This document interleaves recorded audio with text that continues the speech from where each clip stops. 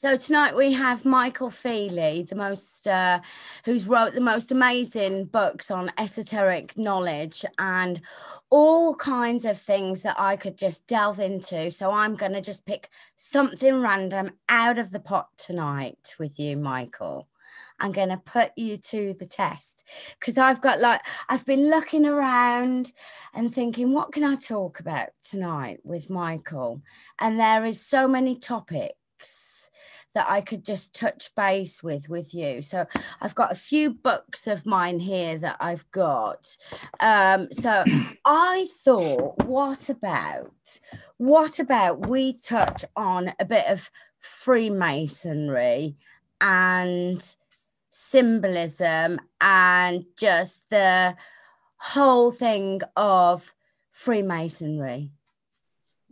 Why not? Also, I see a nice fine book on Enoch as well, which is quite relevant. But yes, absolutely. Yeah, that's why I thought, how can I incorporate everything that I'm studying at the minute? That's like, okay, Freemasonry, go for it. Okay. Freemason, well, for thousands of years, there has always been those who know, those who don't. And the ones who know predominantly have been really a predatory knowledge, which is self-interest. And they formulate small little pockets of groups that you are only allowed to enter if you are chosen to enter. So that way, they are giving those who they wish to have the sacred knowledge, they're able to pass it on to the selected few people who they believe to be worthy or called in and introduced into this kind of world.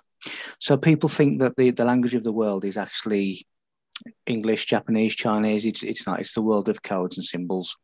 Now, codes and symbols started off with writing on the barks of a tree, and that gave the old codex, the coded system. Now, when you look at the word tree, it gives you the word true. That takes you into Druidism. When you look at the roots of the tree, that is the unseen. That represents sacred, unseen knowledge, hidden knowledge. Now, when you get the words such as blasphemer in Hebrew means to uproot. So if you are a blasphemer, you are uprooting secret knowledge.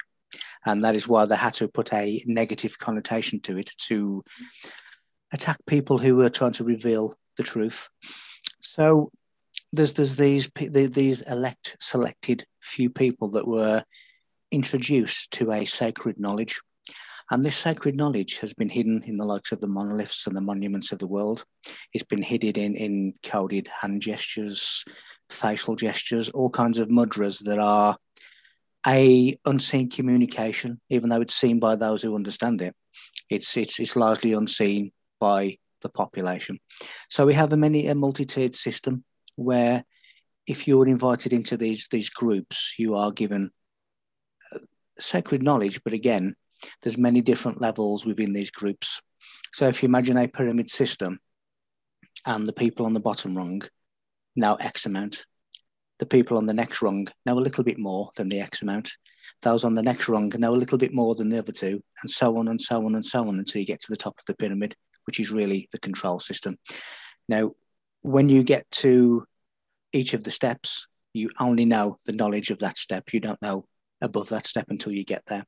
So that's how they really keep this secret knowledge away. And what is this secret knowledge all about? Well, it tells us about the secrets of self, because the answer to any mystery is within the mystery. So if self-mastery, it's like self-mastery. A self-mastery school. Yeah. So when you get the likes of Buddha, who has a lotus petal on his head, which has 1,000 leaves, in sacred science, the number 1,000 means the conqueror. It means self-mastery. So it is all about self-mastery, and they do that through various rituals, sexual magic, sexual alchemy, all of these different things. So the kingdom of God is within thyself. And if you wish to understand the universe, if you wish to understand nature, then you must understand yourself, because you are both of those things. So it really is man, the mystery of man, the pentagram. Because when man comes from the cosmos into, yes, well, is that the Star of David? It's a pentagram. Oh, the pentagram, yeah. The Yeah. pentagram obviously represents a number of things, but it's the head, the two arms, the two legs, which is the pyramid. But you also have, yeah, the body. You also have the ether, which is the fifth element. Now, when man comes from the ether into this, we come into the five senses, which are the five wounds of Christ. But the pentagram is a symbol of the mysteries. And again, you know, you have the pentagram on top of the Christmas tree and all kinds of things. So it is the microcosm of the macrocosm. What so about when you this one? What about this one I'm wearing, Michael? Oh, the moon. Yeah, I've got the stars on one and the moon on the other. Well, again, the moon comes into, you've got Stonehenge, you've got Islam, you've got the moon really represents our lower self. So when you look at the moon, when you go to Stonehenge and you've got the lunar calendar behind you and you look at the hillstone and you see the sun rising, you are really symbolizing where you've come from to where you're going. So from lunar consciousness to solar consciousness. So you are basically putting aside your lower expression and you are concentrating on your higher expression, which is sun and moon. And that is really what they're doing. Now, when you look at Islam, you have Allah. Now, Al, people say is El is God. That's correct. But take it to a time before that, and Al came from the Roman cult of Mithra, which is the sun. So we have Al, which is the sun, and La, which is the moon. So you have the sun and the moon. Now, the significance of that is, again, in the mastery of self, you have to unify your opposites. Polar opposites, yeah. Polar opposites. Now, when you look into the sacred abode of Allah, it is said that it is where the three sacred rivers meet. Now, that is your Ida, your Pingala, and your Shushumna nerves, which meet at the seat of knowledge. Now, that is also the cave of Brahma. Now, when you start moving around the letters of the word or the name Brahma, you get Abraham. So we now have the Abrahamic religions. So really, it is all talking about consciousness, enlightenment, and the mastery of self. And that is now different to, I mean, Enoch is significantly relevant to the Giza Plateau. And it's also relevant to the rebirth of self and all kinds of things. So the sacred mysteries are all telling you about the rebirth of self. So the resurrection of Christ is the resurrection of your own internal fire, your own potential divine mind. And that is really a lot of the secrets that are being kept from us. Okay, now I've got a Masonic lodge here where I live. In fact, I know of 2 or 3 of them in the local area. And as you know, I'm totally nuts about rocks as well, and Dartmoor and caves and cave systems. And I have been in a few underground cave systems and have seen some really, really old Masonic symbols and names that are there.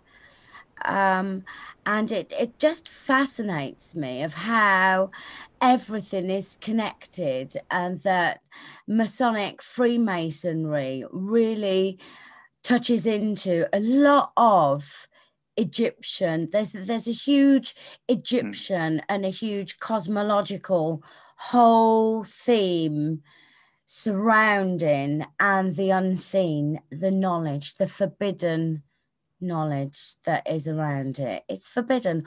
Why is it so forbidden to us, to the common man?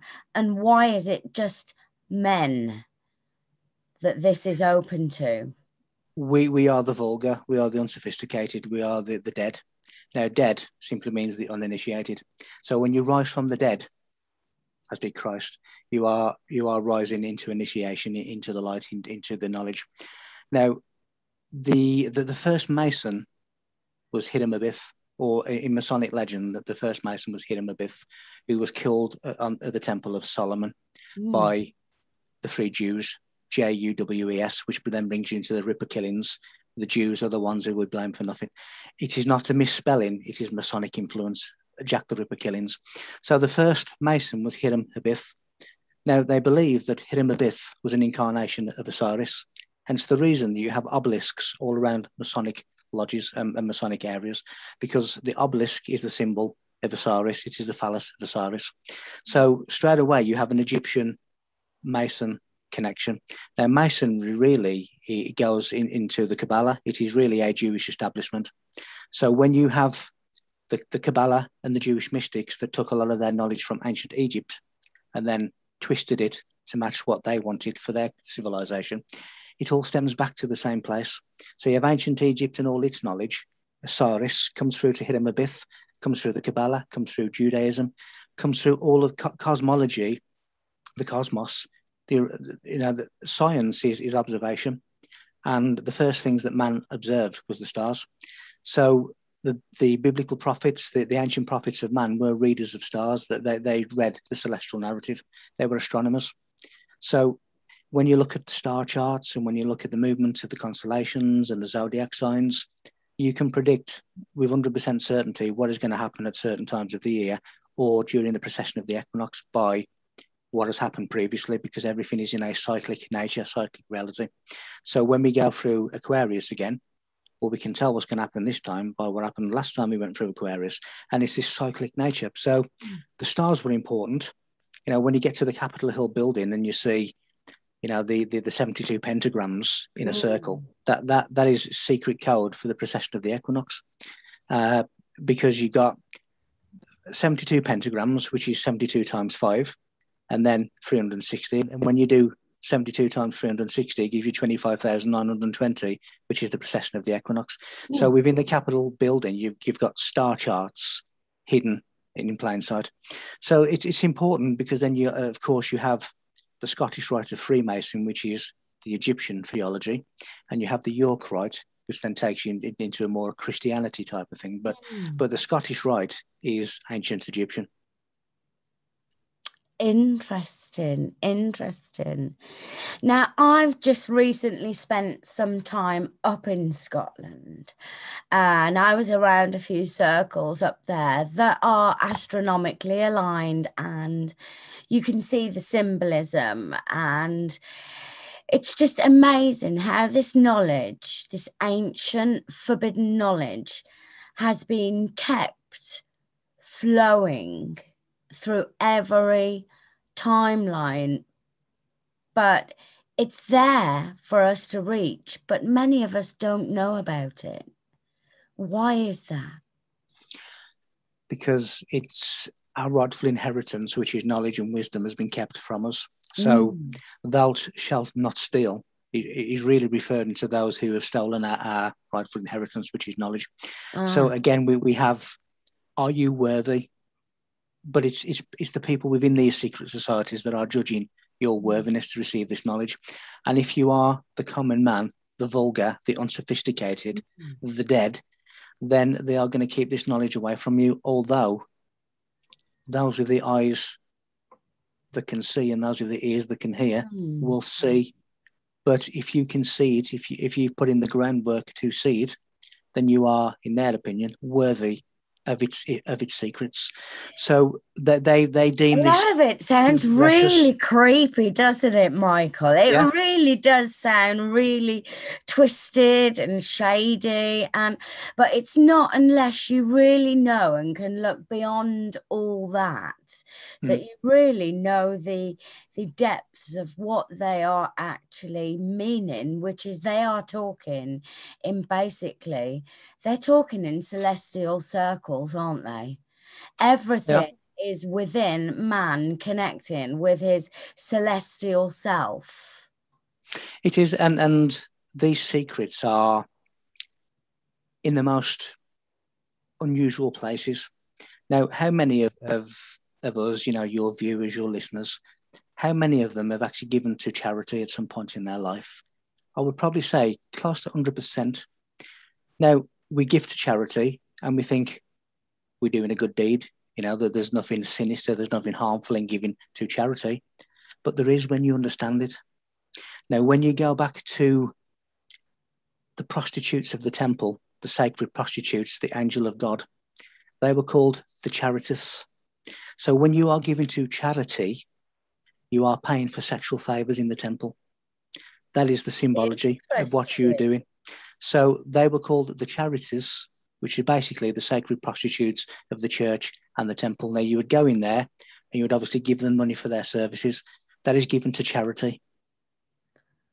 Wow. How many people know that?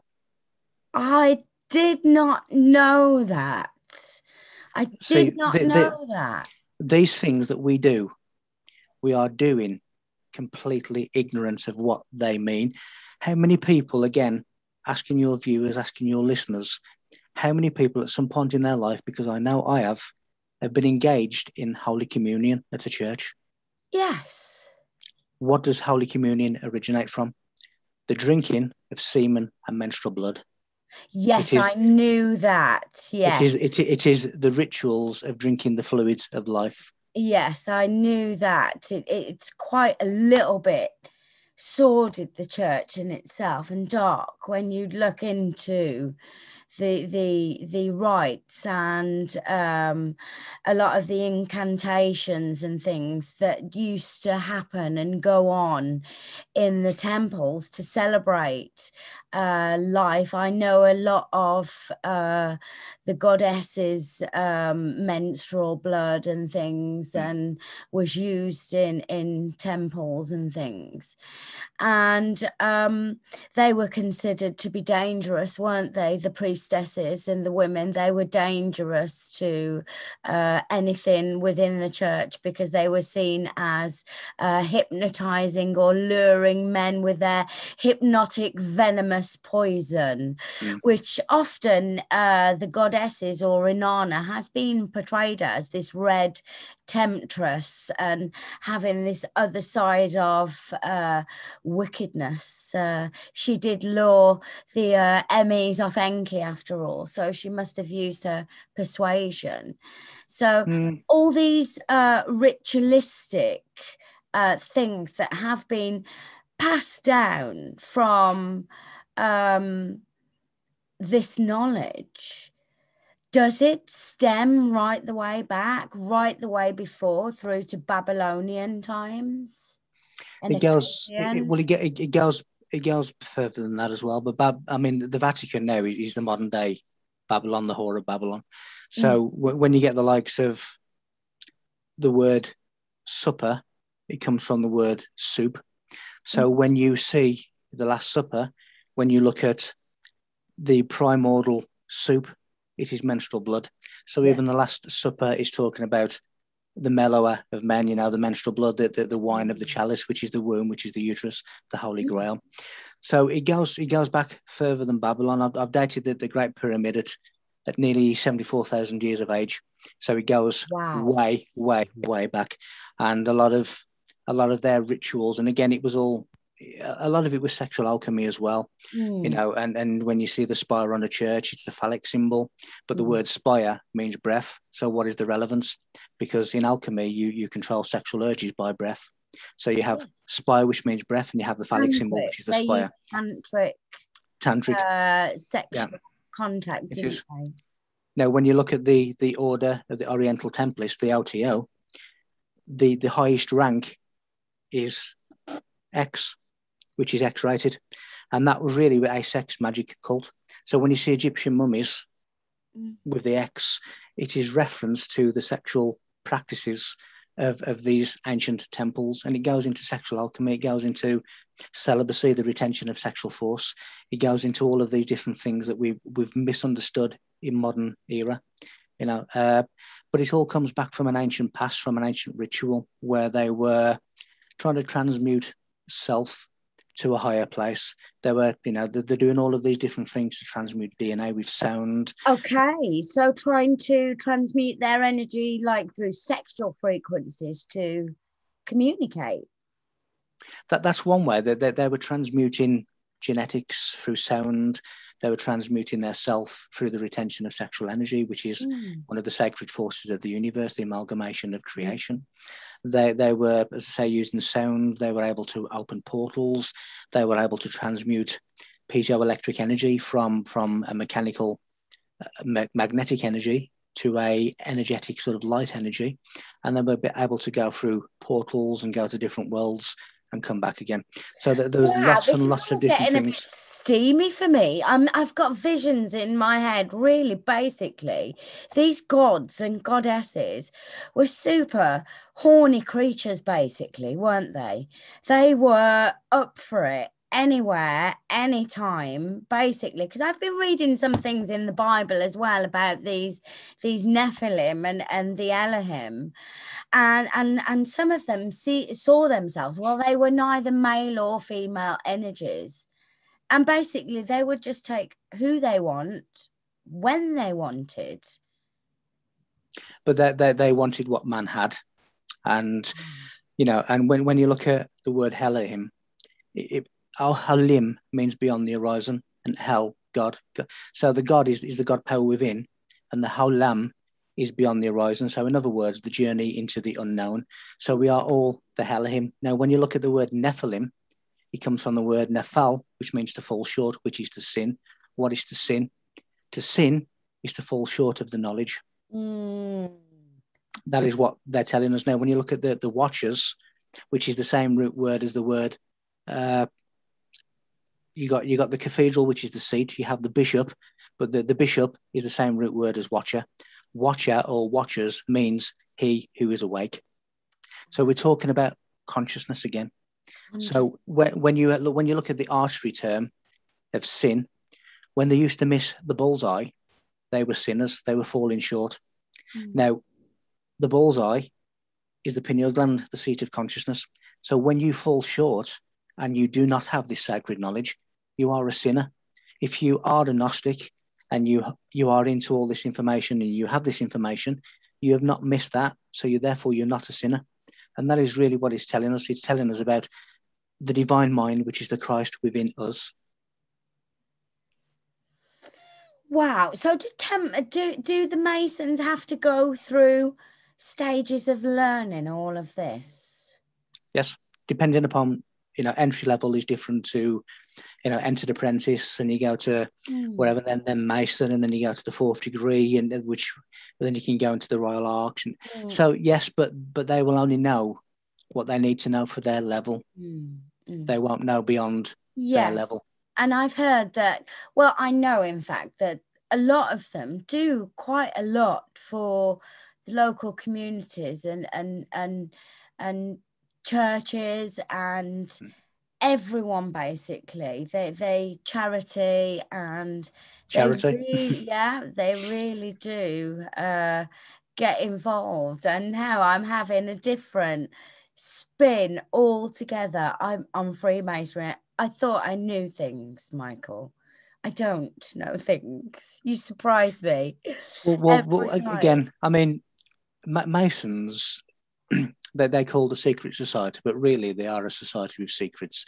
We all know that. We all know the open secrets. We all know on comedy shows when you see them showing the nipple or showing the one trouser leg rolled up. I mean, again, that is relevant as well. But we all know the open secrets because they're disclosed to us in comedy form in different forms. The secret handshakes and all exactly. that. So we know about them. That they don't particularly care that we know about the lower level stuff. But it is a society with secrets because, as I say, the further you get up, the more you go into the inner sanctum and the more you will know. And it's only those at the very, very top that know the levels of knowledge that is worthy of the very, very top. Those below will all know a little less than the one above them. Above them. So imagine the pyramid. If you're at the top, you know. If you're at the bottom, you don't, but you just think you do. So there's many different levels. You only know what you are permitted to know within your level, and you are not permitted to disclose the true secrets. And the Grand Master, he sits at the top, doesn't he? The Grand Master. Well, there's someone above him. Well, the Grand Master, the Master Mason, is the 3rd degree of Masonry. So when you're in court and you're given the 3rd degree, it's relating to the 3rd degrees of Mason, which is the Blue Lodges. Now, when you look at the old video store that we used to go into, well, in all Blockbusters, and they had a blue canopy. Then Masons are Blockbusters and the Blue Lodges are the first 3 degrees of Masonry. So Blockbuster videos is relevant to Masonry, but they will only know what they need to know. And when you look at the word master, it comes from the word measurer of stars. So again, we go back into astronomy and astrology. Mm. Mm. But there's many secrets that you start to know the higher you get up the ranks. I've been in a Masonic lodge in the town, and what amazed me in there was they had a flag of the Pleiades in there. Mm. And that astounded me. I caught that straight away, and I was like, Well, the word Subaru means Pleiades. So even the cars that whiz past us, yeah. Again, the Pleiades are significant, as are other star systems. Sirius is extremely important because it's the blazing star. It is the sun of Masonry, the central sun. When you again, Mars, sun, mother and son, it relates to the likes of Isis and Horus, and so we have all of these just in a name, just in emblems, in flags, in architecture, in the checkered flooring. Yes, it means duality, but at any given time, we are walking between the two spirits, which is good and evil. Now, good and evil was misguided and misunderstood. Good and evil was a phrase that originally meant the forces of evolution and the forces of devolution. So you can either rise or you can descend, and that is really good and evil. But we are at any point, we are always walking between the two choices, the two binary choices. We have a choice, don't we? We have that choice to be good or evil, basically. It's choice. Yes. We can evolve or we can devolve. So at any given time, we are walking between the two polarities, and that is the checkered flooring of Masonry. And so it's always, you go to, you do your internet search, you go to a certain level, which you think that is the truth, but then go a bit deeper, because that's where the truth really is. So that they drip feed, and people misunderstand and misinterpret the drip feeding, and they come across with their own different theory about what these things mean, and they go with really the public understanding of what these things mean, when really, it's that double-edged sword. We'll give you this much, so it'll take you off this path, but really we're maintaining the secrets by just drip feeding you mistruth. Well, it was interesting. I had a dream some years ago, because I'd got a friend who was a Freemason, and my mind was thinking, as it does, and I had a dream one night that I'd met some Freemasons within dream space and dream state. Now, I'm a great believer in the astral worlds and travel. And in that dream and in that dream space, I remember going into a panelled room, oak panelled, with a checkered floor.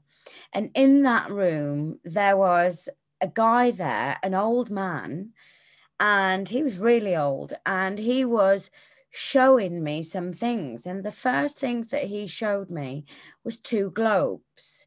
One was of the earth, but the other was like a black globe full of something else. But in this dream, I remember looking around in the room thinking, wow, I've never even seen things like this on earth. So I'm just thinking, with them being grand architects and mastery and the self-mastery, and they have to go through these high initiations and levels of being human. Is that a fair thing to say, that they have to go through levels and trials and tribulations of being human? Yes, that they have to remember their roots, that they are human at the moment, but they wish to transcend that. And when you say Auk, Auk is important because, again, druid means hour of an Auk knowledge. So you go into the secret druidistic things. When you look at the globe, it is said that when entities come into this realm, they create a sphere, which is described as the one you've just seen. Now, a lot of these entities are Pleiadians.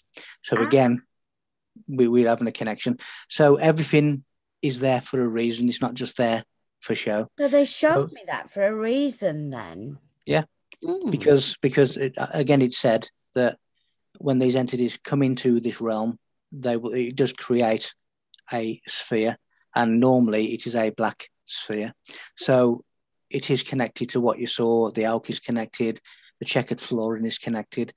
There's no coincidence that you see these things, because it's all, everything is connected to everything else, and you can't have Judaism and Christianity and Catholicism and Islam and Masonry and Druidism and Egyptians and the Anunnaki. They're all connected. They're all connected. Same thing.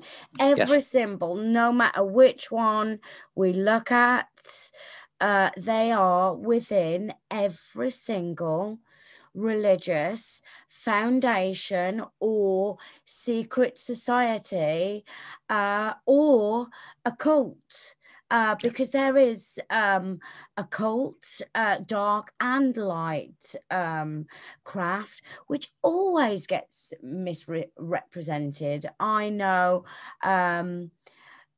a lot about witchcraft, and because I've got a lot of friends that are Wiccans or in covens and do things, and it's always amazed me. And I've never met such more loving, down to earth and in tune people that know what is going on, you know?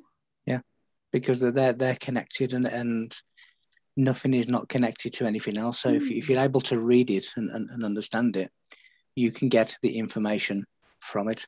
So